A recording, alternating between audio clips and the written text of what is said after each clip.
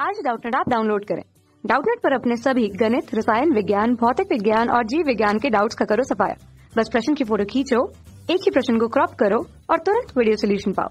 अभी डाउनलोड करें। नमस्कार दोस्तों, आज का हमारा सवाल है संख्याओं में से प्रत्येक कौन कौन से परिमेय संख्या है। और यहाँ पर संख्या हमें क्या दे रखी है, 4/1, ऋण का 3/7, ऋण का 27, 24/0 और ऋण का 3/5। तो आइए इस सवाल को हल करते हैं। तो हमें क्या बोला है कि संख्याओं में से प्रत्येक में कौन कौन सी परिमेय संख्या है। तो परिमेय संख्या की परिभाषा क्या होती है, वे संख्याएं जिनको p/q के रूप में लिखा जा सके, जहां पर p क्या होता है, इन संख्याओं का अंश होता है और q क्या होता है, इन संख्याओं का हर होता है। साथ ही साथ जो हर होता है q वो 0 के बराबर नहीं होना चाहिए। और p और q ये हमारे पास क्या होने चाहिए, पूर्णांक होने चाहिए।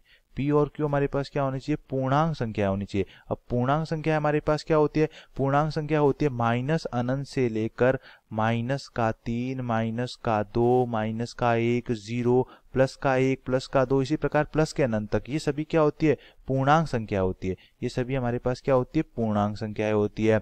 अब यहाँ पर हम चेक करेंगे तो सबसे पहली परिमेय संख्या हमें क्या दे रखी है, 4/1। तो 4/1 की तुलना इससे करूंगा तो p का मान कितना हो जाएगा, 4 हो जाएगा। q का मान कितना हो जाएगा, 1 होना चाहिए। अब हमारे पास यहाँ पर क्या है, q ≠ 0 होना चाहिए। तो q का मान 1 है और 1 0 के बराबर नहीं है। तो ये वाली परिस्थिति तो सत्य हो रही है। साथ ही साथ p और q क्या होने चाहिए, पूर्णांक होने चाहिए। तो 4 भी पूर्णांक है और 1 भी पूर्णांक है। तो ये परिस्थिति भी सत्य है। तो हम क्या बोलेंगे कि 4/1 हमारे पास क्या है, परिमेय संख्या है। तो ये तो परिमेय संख्या हो जाएगी।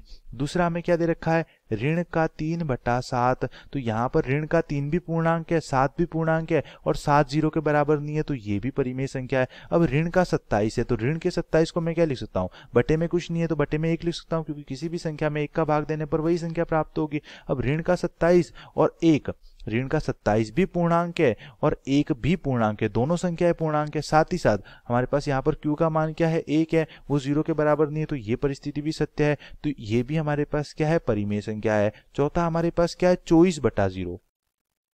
चौथा हमारे पास क्या दे रखा है, 24/0। तो 24/0 हमारे पास क्या होगी, परिमेय संख्या नहीं होगी। क्यों नहीं होगी, क्योंकि इसमें हमारे पास जो q का मान है वो क्या दे रखा है, 0 दे रखा है। और परिमेय संख्या में हमारे पास क्या होना चाहिए, जो q होता है, जो परिमेय संख्या का हर होता है, उसका मान कभी भी 0 के बराबर नहीं होता। लेकिन यहाँ पर q का मान 0 दे रखा है, इसलिए यह परिमेय संख्या नहीं होगी। और पांचवा क्या दे रखा है, -3/-5। तो यहाँ पर हर का मान ना तो 0 के बराबर है और p और q -3 और -5 दोनों पूर्णांक भी है। तो हम क्या बोलेंगे कि ये भी परिमेय संख्या है। तो हमारे पास 4 परिमेय संख्या होगी और 24/0 हमारे पास परिमेय संख्या नहीं होगी। धन्यवाद।